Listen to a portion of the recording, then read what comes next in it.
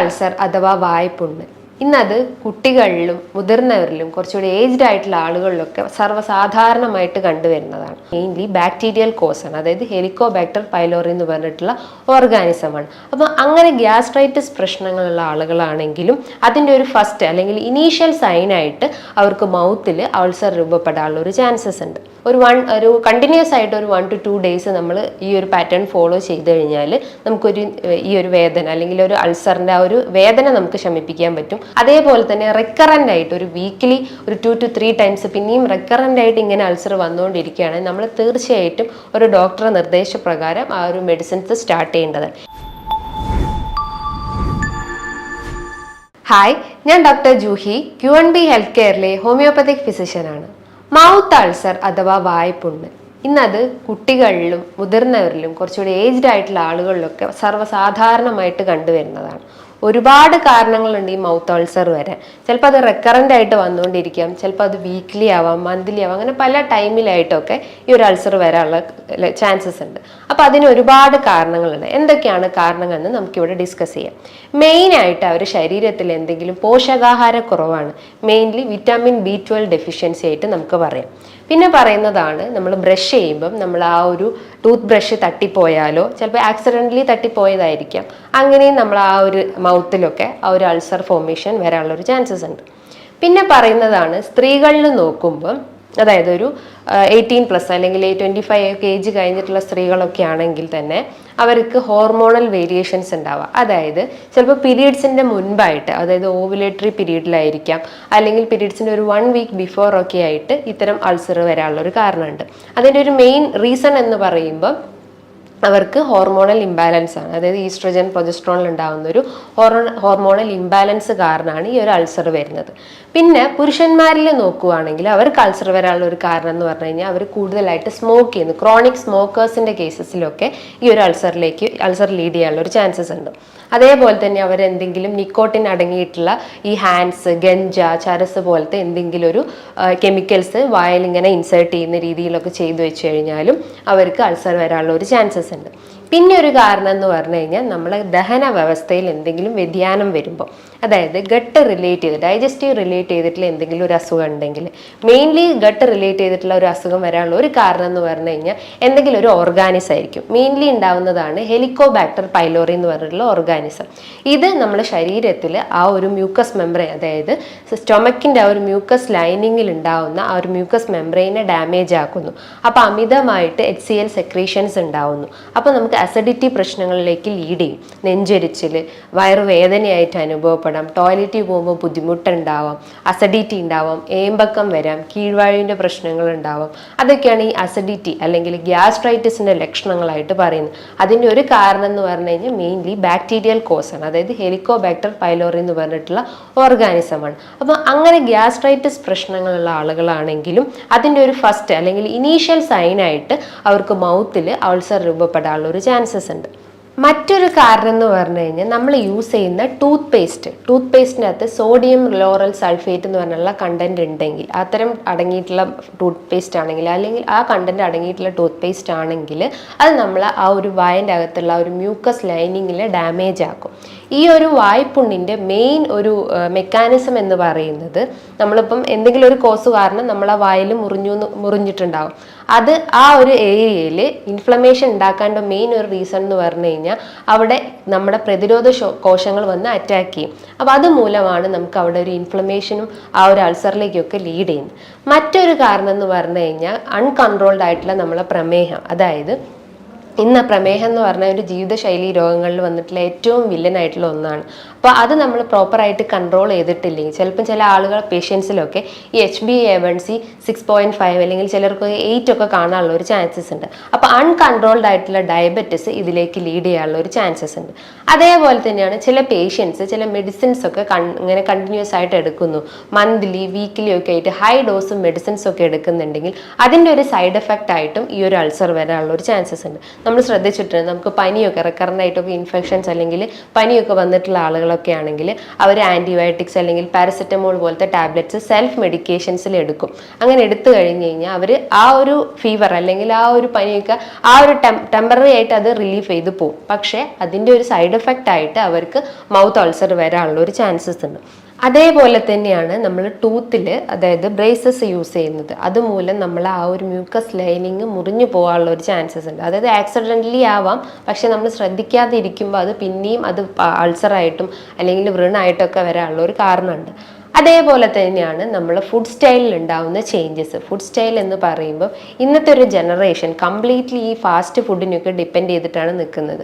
അതായത് രാവിലെ ആയാലും ഒരു ഡിന്നർ ടൈം ആയാലും എപ്പോഴും ആ ഒരു ഹൈലി ഓയിൽ കണ്ടന്റ് ഫുഡ് അല്ലെങ്കിൽ ആ ഒരു സ്പൈസി റിച്ച് ആയിട്ടുള്ള ഭക്ഷണങ്ങളൊക്കെ കൂടുതലായിട്ട് നമ്മൾ കഴിക്കാറുണ്ട്.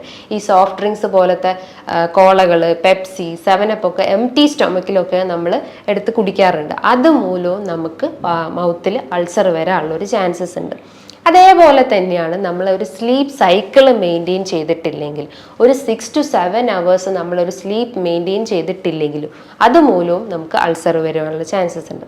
അതേപോലെ തന്നെയാണ് നമുക്ക് എന്തെങ്കിലും ടെൻഷനോ മാനസികമായിട്ട് നമ്മൾ വീക്കാണെങ്കിലോ സ്ട്രെസ്, ടെൻഷൻ പ്രശ്നങ്ങളൊക്കെ ഉണ്ടെങ്കിലും അൾസർ വരാം.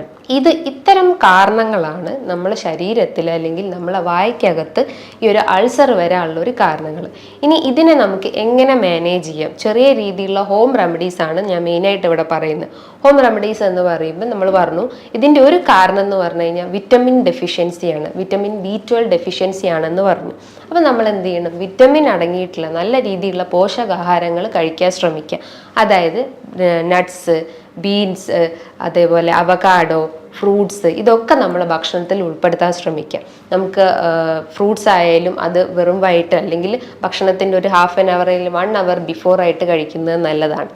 അതേപോലെ തന്നെയാണ് നമുക്ക് ഭക്ഷണത്തിൽ തൈര് ഉൾപ്പെടുത്തുന്നത് നല്ലതാണ്. തൈരിൻ്റെ അകത്ത് ഒരുപാട് നല്ല ബാക്ടീരിയാസ്, അതായത് ലാക്ടോബാസിലസ് പോലത്തെ നല്ല ബാക്ടീരിയാസ് ഉണ്ട്. ഇതൊരു പ്രോബയോട്ടിക് ആയിട്ടും നമ്മുടെ ബോഡിയിൽ ആക്ട് ചെയ്യുന്നുണ്ട്. പ്രോബയോട്ടിക് എന്ന് പറയുമ്പം നമ്മളെ ദഹന വ്യവസ്ഥയെ ഇമ്പ്രൂവ് ആക്കുന്ന രീതിയിലുള്ള കണ്ടൻസ് ആണ് ഈ പ്രോബയോട്ടിക്സിൽ അടങ്ങിയിട്ടുള്ളത്.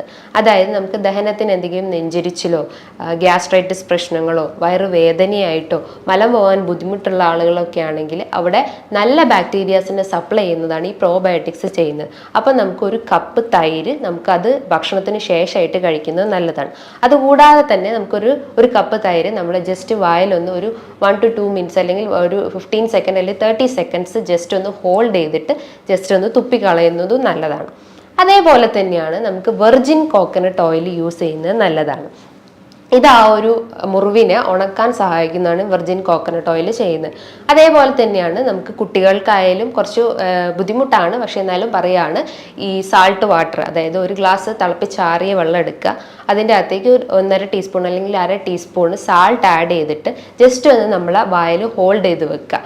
ആ ഒരു 15 seconds ജസ്റ്റ് ഒന്ന് ഹോൾഡ് ചെയ്ത് വെച്ച് കഴിഞ്ഞാൽ ഒരു കണ്ടിന്യൂസ് ആയിട്ട് ഒരു 1 to 2 days നമ്മൾ ഈ ഒരു പാറ്റേൺ ഫോളോ ചെയ്ത് കഴിഞ്ഞാൽ ഈ ഒരു വേദന അല്ലെങ്കിൽ ഒരു അൾസറിൻ്റെ ആ ഒരു വേദന നമുക്ക് ശമിപ്പിക്കാൻ പറ്റും. അതോടൊപ്പം തന്നെ ആ ഒരു മുറിവൊക്കെ ഉണ്ടെങ്കിൽ പെട്ടെന്ന് അങ്ങ് കരിഞ്ഞു പോകാനുള്ള ഒരു ചാൻസസ് ഉണ്ട്. ഇത്തരം ഹോം റെമഡീസ് നമ്മളൊന്ന് ഫോളോ ചെയ്ത് കഴിഞ്ഞാൽ നമുക്ക് ആ ഒരു വേദനയും ആ ഒരു എന്താ പറയുക ആ ഒരു അൾസറൊക്കെ നമുക്ക് കുറയ്ക്കാൻ പറ്റും. ഇനി നമ്മൾ ടോട്ടലി മാനേജ് ചെയ്യേണ്ട കുറച്ച് കാര്യങ്ങൾ എന്ന് പറഞ്ഞാൽ, ഞാൻ പറഞ്ഞു ഇതിൻ്റെ ഒരു മെയിൻ കോസ് എന്ന് പറഞ്ഞാൽ സ്ലീപ്പിൽ ഉണ്ടാവുന്ന വേരിയേഷൻസ് ആണ്. അല്ലെങ്കിൽ സ്ലീപ്പിൽ ഡിസ്റ്റർബൻസ് ഉണ്ടാകുമ്പോൾ നമുക്ക് അൾസറിൻ്റെ, അതായത് ഒരു എക്സ്റ്റേണൽ സൈനായിട്ട് നമുക്ക് അൾസർ വരാം. അപ്പോൾ ഒരു 6 to 7 hours എപ്പോഴും ഒരു സ്ലീപ്പ് സൈക്കിൾ അവിടെ മെയിൻറ്റെയിൻ ചെയ്യാൻ ശ്രമിക്കുക. നമുക്കറിയാം, ഒരു സ്ലീപ്പ് ഡിസ്റ്റർബ് ആയി കഴിഞ്ഞാൽ നമ്മളെ കോൺസെൻട്രേഷൻ തെറ്റിപ്പോവും, നമ്മൾ ഡെയിലി റൂട്ടീൻ തന്നെ മാറും, നമുക്ക് ദഹന പ്രശ്നങ്ങൾ ഉണ്ടാവാം, നമുക്ക് കിതപ്പിൻ്റെ പ്രശ്നങ്ങൾ ഉണ്ടാവാം, ടോയ്ലറ്റിൽ പോകാനുള്ള ബുദ്ധിമുട്ടുണ്ടാവും. അങ്ങനെ പല രീതിയിലുള്ള ലക്ഷണങ്ങൾ നമ്മുടെ ശരീരത്തിൽ കാണിക്കും. നമ്മൾ ടോട്ടലി ഒരു ഡൾ സ്റ്റേജിലോട്ട് പോകും, നമ്മളെ സ്ലീപ്പ് ടോട്ടലി ചേഞ്ച് ആയി കഴിഞ്ഞു. എപ്പോഴും ഒരു സ്ലീപ്പ് ഒരു 7 to 6 അല്ലെങ്കിൽ 6 to 7 hours sleep cycle maintain ചെയ്യാൻ ശ്രമിക്കുക. ഇനി ഓവർ ടെൻഷനോ സ്ട്രെസ്സോ ഒക്കെ ഉള്ള ആളുകളാണെങ്കിൽ അവർക്കൊരു മെഡിക്കേഷൻസ് സ്റ്റാർട്ട് ചെയ്യാം. അതായത് യോഗ പോലത്തെ എന്തെങ്കിലും ചെറിയ രീതിയിലുള്ള മൈൻഡ് റിലാക്സിങ് എക്സസൈസ് ചെയ്ത് കഴിഞ്ഞാൽ അവർക്ക് ആ ഒരു സ്ട്രെസ്സും ടെൻഷനും ഒക്കെ കുറയ്ക്കാൻ പറ്റുന്നതാണ്.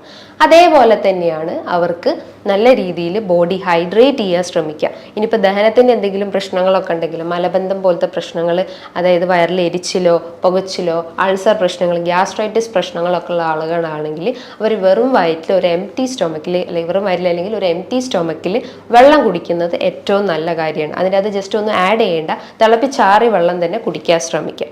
അതേപോലെ തന്നെയാണ് നമ്മൾ ടൂത്ത് പേസ്റ്റ് ഉപയോഗിക്കുമ്പോൾ, ടൂത്ത് പേസ്റ്റിൻ്റെ അകത്ത് സോഡിയം ലോറൈൽ സൾഫേറ്റ് ഒക്കെ അടങ്ങിയിട്ടുള്ള ആ ഒരു കണ്ടന്റ് അടങ്ങിയിട്ടുള്ള ടൂത്ത് പേസ്റ്റ് ആണെങ്കിൽ മാർക്കറ്റിൽ പോയി നമ്മൾ പർച്ചേസ് ചെയ്യുമ്പോൾ അത് ജസ്റ്റ് ഒന്ന് ശ്രദ്ധിക്കുക. അതൊക്കെ ആ കണ്ടൻസ് അടങ്ങിയിട്ടുള്ള ടൂത്ത് പേസ്റ്റ് കഴിവതും ഒഴിവാക്കാൻ ശ്രമിക്കുക. അതേപോലെ ബ്രഷ് ചെയ്യുമ്പോഴായാലും നമ്മൾ ആ ഒരു ബ്രഷ് ചെയ്യുമ്പോൾ ആ ബ്രഷ് ഒരു 2 to 3 മന്തിൽ ബ്രഷൊക്കെ കഴിവതും ചേഞ്ച് ചെയ്യാൻ ശ്രമിക്കുക. നല്ലൊരു ഓറൽ ഹൈജീൻ അവിടെ മെയിൻറ്റെയിൻ ചെയ്യാൻ ശ്രമിക്കുക. ഫുഡ് കഴിച്ചാൽ ഉടനെ തന്നെ നല്ല രീതിയിൽ മൗത്തൊക്കെ ഒന്ന് വാഷ് ചെയ്യുക. എന്തെങ്കിലും ടൂത്ത് പിക്സ് ഒക്കെ ഉണ്ടെങ്കിൽ അത് വെച്ചിട്ട് എന്തെങ്കിലും ഫുഡ് പാർട്ടിക്കിൾസ് കുടുങ്ങി കിടക്കുന്നുണ്ടെങ്കിൽ അതൊക്കെ ഒന്ന് ക്ലിയർ ഔട്ട് ചെയ്യാൻ ശ്രമിക്കുക. അതേപോലെ തന്നെയാണ് നമ്മൾ ഭക്ഷണത്തിൽ സ്പൈസി, അതായത് ഓവർ മസാലാസ് ചേർത്തിട്ടുള്ള ഫുഡ് ഐറ്റംസ് ഒക്കെ ഉണ്ടെങ്കിൽ അതൊക്കെ ഒന്ന് പൂർണ്ണമായിട്ട് ഒഴിവാക്കാൻ ശ്രമിക്കുക. പകരം നമ്മളെ ബോഡി കൂളാക്കുന്ന രീതിയിലുള്ള ഫുഡ് ഐറ്റംസ് എടുക്കാൻ ശ്രമിക്കുക. നമുക്ക് ഫ്രൂട്ട്സ് എടുക്കാം, വെജിറ്റബിൾസ് നല്ല രീതിയിൽ എടുക്കാം. വെജിറ്റബിൾസ് ചോപ്പ് ചെയ്തിട്ട് സാലഡ്സ് ആഡ് ചെയ്ത്, അതായത് കേർഡൊക്കെ ആഡ് ചെയ്തിട്ട് സാലഡ്സ് രൂപത്തിലൊക്കെ നമ്മളെ ഭക്ഷണത്തിൽ ഉൾപ്പെടുത്തുന്നത് ഏറ്റവും നല്ലതാണ്. അതേപോലെ തന്നെ നമ്മൾ വിട്ടുപോയതൊന്നാണ് നല്ല രീതിയിൽ ഉറങ്ങാൻ ശ്രമിക്കുക, എക്സസൈസും മെയിൻറ്റെയിൻ ചെയ്യാൻ ശ്രമിക്കുക. ദഹനത്തിൻ്റെ എന്തെങ്കിലും പ്രശ്നങ്ങൾ ഉണ്ടെങ്കിൽ ബബൽ മൂവ്മെന്റ്സ് ഒക്കെ ഒന്ന് കറക്റ്റ് ആക്കാൻ വേണ്ടിയിട്ട് നല്ല രീതിയിൽ ചെറിയ രീതിയിലുള്ള വ്യായാമങ്ങൾ ചെയ്യാൻ ശ്രമിക്കുക. ഈ പറഞ്ഞിട്ടുള്ള ഒരു മാനേജ്മെന്റ് നമ്മൾ ഫോക്കസ് ചെയ്ത് കഴിഞ്ഞാൽ, അല്ലെങ്കിൽ ഈ ഒരു പാറ്റേൺ നമ്മൾ ഫോക്കസ് ചെയ്ത് കഴിഞ്ഞാൽ ഈ ചെറിയ പ്രശ്നങ്ങൾ നമ്മൾ വലുതാക്കുന്നതിന് മുന്നേ നമുക്ക് കൺട്രോൾ ചെയ്യാൻ പറ്റുന്നതാണ്.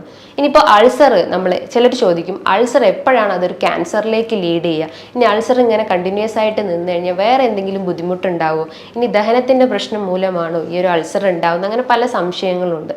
യൂഷ്വലി നമ്മൾ ആ ഒരു മൗത്ത് അൾസർ അല്ലെങ്കിൽ വായ്പുണ്ണ് ഒരു സെൻറ്റിമീറ്ററിനെക്കാട്ടും സൈസ് കൂടുതലാണെങ്കിൽ നമ്മളൊന്ന് ജസ്റ്റ് ശ്രദ്ധിക്കണം.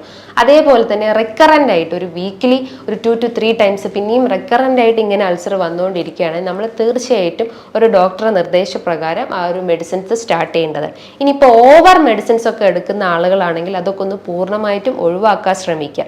ബിക്കോസ് ഈ ഓവർ മെഡിസിൻസ് ഒരു സൈഡ് എഫക്റ്റ് ആയിട്ടാണ് നമുക്ക് ഈ ഒരു അൾസർ വരുന്നത്. അപ്പോൾ ഓവർ മെഡിസിൻസ് ഉള്ള ആളുകളാണെങ്കിൽ അത് പൂർണ്ണമായിട്ടും ഒഴിവാക്കാൻ ശ്രമിക്കുക.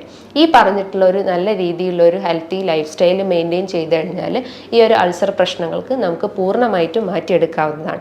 ഹോമിയോപ്പതിയിൽ ഇതിന് ഒരുപാട് മെഡിസിൻസ് അവൈലബിൾ ആണ്. മെർക്സോൾ, ഹെപ്പാർ സൾഫ്, ബെല്ലഡോണ, അങ്ങനെ പല രീതിയിലുള്ള മെഡിസിൻസ് ഇന്ന് അവൈലബിൾ ആണ്.